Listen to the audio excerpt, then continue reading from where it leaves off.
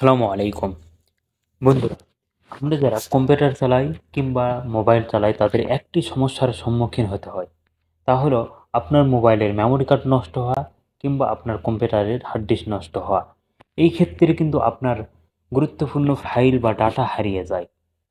তো আজকে আমি আপনাদেরকে দেখাবো কীভাবে আপনি আজীবনের জন্য সংরক্ষণ করতে পারবেন আপনার গুরুত্বপূর্ণ ডাটা বা ফাইল ইত্যাদি রাখতে পারবেন এই মাধ্যমে।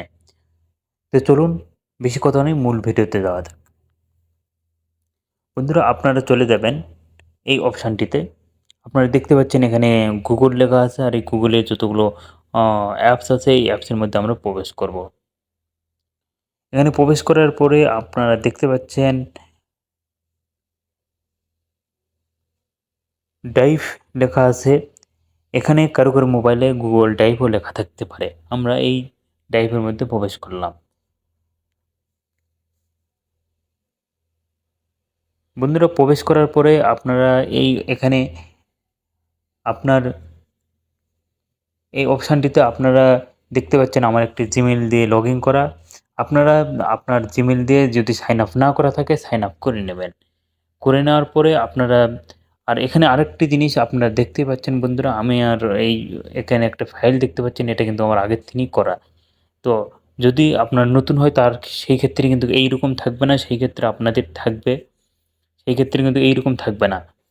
তো সেই জন্য সর্বপ্রথম আপনারা চলে যাবেন এই অপশানটিতে। এখানে প্লাস চিহ্ন দেখতে পাচ্ছেন, এই প্লাসে আপনারা ক্লিক করবেন। ক্লিক করার পরে এখানে আপনারা দেখতে পাচ্ছেন একটি অপশান, সেখানে এই অপশানটিতে আপনারা ক্লিক করবেন। এই ফোল্ডার অপশানে আপনারা ক্লিক করবেন।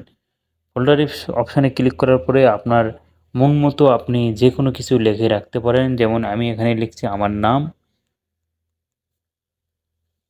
আমার নাম লেখার পরে আপনি এই অপশানটিতে ক্লিক করে দেবেন।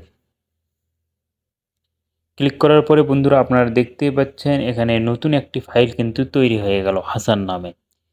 এই ফোল্ডারে এখন আমরা ক্লিক করব। এই ফোল্ডারে ক্লিক করার পরে এখন আমরা কিভাবে আপলোড করব, আপলোড করার ক্ষেত্রে সেমভাবে আপনারা আবার চলে যাবেন এই প্লাস চিহ্নে, এই অপশানে আপনারা ক্লিক করে দেবেন। দেওয়ার পরে আপনারা এখন দেখতেই পাচ্ছেন আপলোড লেখা আছে এখানে। এই আপলোড লেখার উপর আপনারা ক্লিক করে দেবেন। ক্লিক করার পরে আপনার মোবাইলের যতগুলো গ্যালারিতে যত ফটো আছে শো করবে। আপনারা দেখতে পাচ্ছেন এখানে আমি এই ফটোটা আমি আপলোড করতে চাচ্ছি, সেই জন্য এই ফটোর উপর আমি ক্লিক করে দিলাম।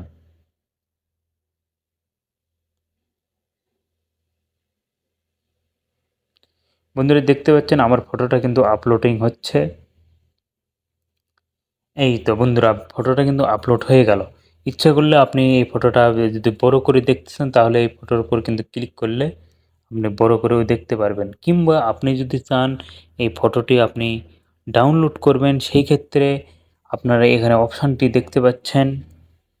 পরবর্তীতে যদি ডাউনলোড করে নিতে চান তাহলে এই অপশানটিতে আপনি ক্লিক করে দেবেন। ক্লিক করার পরে আপনারা দেখতেই পাচ্ছেন বন্ধুরা এখানে ডাউনলোড লেখা আছে, এই অপশানটিতে আপনারা ক্লিক করে দেবেন। ডাউনলোড কিন্তু হয়ে গেছে, গ্যালারিতে আমার ফটো চলে গেছে। যাই হোক বন্ধুরা, এইভাবে আপনার গুরুত্বপূর্ণ ফাইল ডাটা সংরক্ষণ করতে পারবে। এখন বলবেন ভাই এখানে আপনি কতটুকু রাখা যাবে? এখানে আপনি 15 জিবি পর্যন্ত এখানে ফ্রিভাবে রাখতে পারবেন। আর যদি আপনি বেশি রাখতে চান সেই ক্ষেত্রে আপনাকে টাকা দিয়ে কিনতে হবে। তো আমার মনে হয় 15 জিবি কিন্তু কম না। আর যদি আপনি আরও কিছু প্রক্রিয়া আছে সেই প্রক্রিয়ায় আপনি আরও বেশি রাখতে পারবেন।